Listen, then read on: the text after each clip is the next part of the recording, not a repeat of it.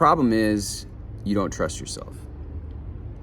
You're looking around, looking everywhere online. You're scrolling on Instagram, scrolling on YouTube to look for the answers. And I don't blame you. I do the same thing. I want to know, I want to have all the information I can at my hands, at my disposal before I do the thing so that I can be better informed.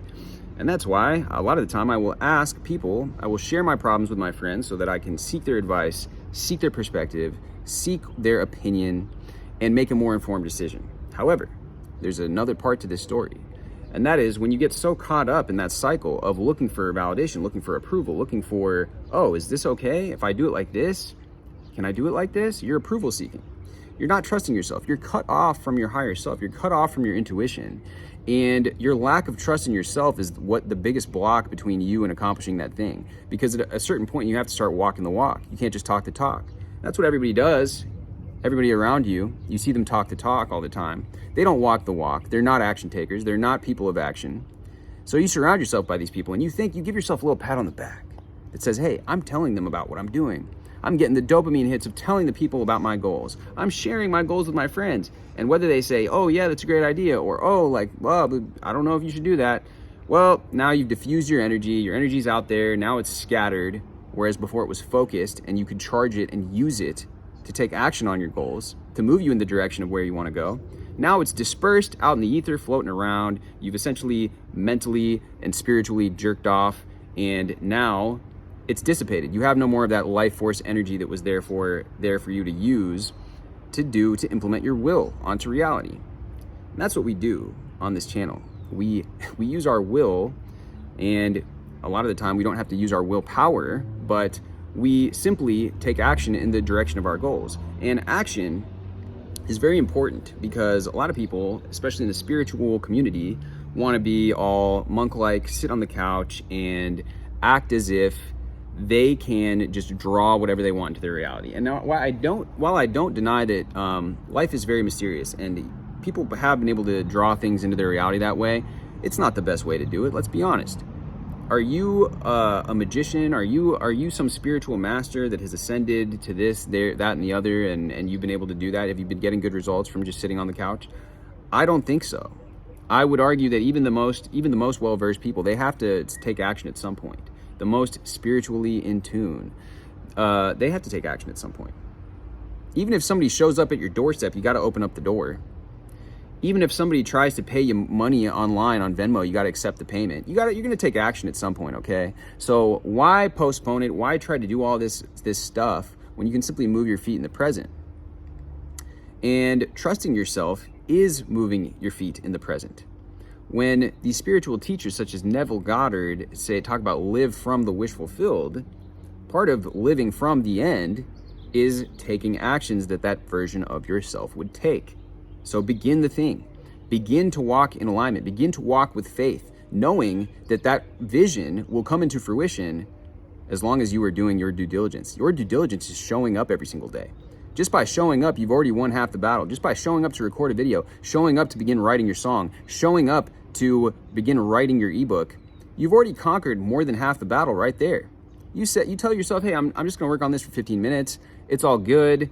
Well, once you start working on it, then you're like, oh, wait a second, I'm actually getting some ideas here. I'm actually kind of in the flow. I'm actually enjoying this process. And you begin to have a great output. You might not. You might one day work for 5 minutes. Another day you might work for 20. Another day you might find yourself at the computer and 2 hours have gone by and you've been in the zone the whole time. And you don't even realize that amount of time has elapsed because you're actually enjoying the process now. You're actually enjoying the process of embodying that higher version of yourself that does what they say they're going to do and that is who they say that they are because they take the actions that person would take. And that's going to be extremely healthy for your self-esteem, extremely healthy for your emotions, extremely healthy and extremely imperative on the path of going to where it is that you want to go. And on the journey of life, doing that and consistently taking action, you're going to find yourself taking massive action. You're going to find yourself leaps and bounds ahead of the people around you. You're going to find yourself, you're going to look back 6 months from now, a year from now, 2 years from now, could be 5 years from now, and you're gonna say, wow, I am so glad. I thank my past self so much that I actually did the thing. I actually did the thing. I sat down or got up, did the work, and look at where my life is now. Look at where my peers are. they're still in the same place. They're still working that dead-end job. Oh, the job paid me this salary? Oh, well, I've convinced myself that somehow I have some sort of status because I'm working this salaried job, but really they're working me into the ground, working my nose into the ground. I'm over here convincing myself, I'm getting the validation from this business, thinking, oh yeah, I'm doing such a great job. They're giving me pats on the back. They're telling me, oh, this and that. They gave me a little award here. They took us out for drinks. What the fuck is that? A little pat on the back? Are you a 4-year-old that needs a pat on the back from mommy, from daddy to tell you, hey, you're doing well? No, you do not. I mean, you should be at a place where if you look into the future, 5 years, 10 years from now, and you're working in that same job, how are you gonna feel then? And all that time has passed with you slaving away at this job, giving yourself into this job, giving your heart, soul, all your time, energy, the best years of your life. What are you gonna feel like when you're 10 years older from now? Looking back on that and you're still in the same position. What is that version of yourself gonna think? Are they gonna thank you for doing that? Or are they gonna say, hey, I wish I would have stopped. I wish I would have trusted myself. I wish I would have had that inner conversation with my higher self. I wish I would have listened to the voice in my head that was telling me, hey, like, there's a better option out here. There's something else I can be doing. And I wish that I would have not sought external validation so much, not cared so much about the opinions of my family, the opinions of my peers, the opinions of the coworkers at my workplace saying, oh, yeah, you're doing such a good job here. I wish I wouldn't have done that because now I'm in the same spot and I'm miserable. And I have not created the reality of my dreams. I have not done what I know in my heart and soul that is truly what I want. I'm just doing this, going through the motions because I think it's going to be, I've convinced myself that I'm going to this utopian land that later on I'm putting it off into the future. There is no such thing as the future. There is only the now. There's what you're doing in the now. You are creating your future by how you're showing up in the now. Stop looking for advice. The reason you keep looking to YouTube for your problems, the reason you keep looking to others for your problems, the reason you won't sit still and just have a dialogue with yourself is because you don't trust yourself. You have to start trusting yourself. Is this right for you? Is it not? Is this decision right for you? Is it not? You have to make that decision. Nobody else can make that decision but you for yourself.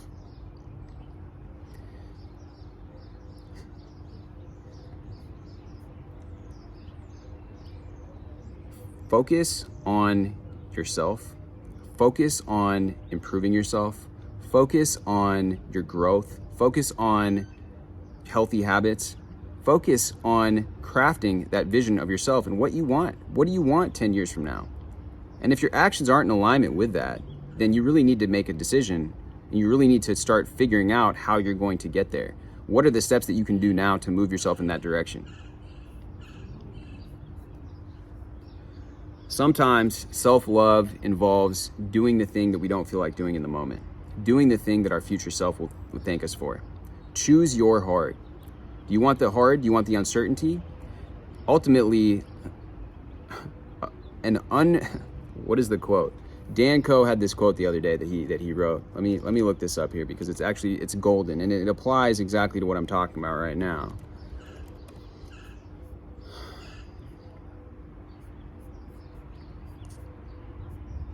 The quickest way to change where you end up is to finally realize that a comfortable life is much more uncomfortable than a uncomfortable life. That sums it up all right there. Choose the uncomfortable in the moment because that is what will eventually lead to a comfortable life. Thank you so much for watching. Hit me with a like. Let me know down below what your thoughts are on this. Hit me with a subscribe, and I will see you guys in the next video.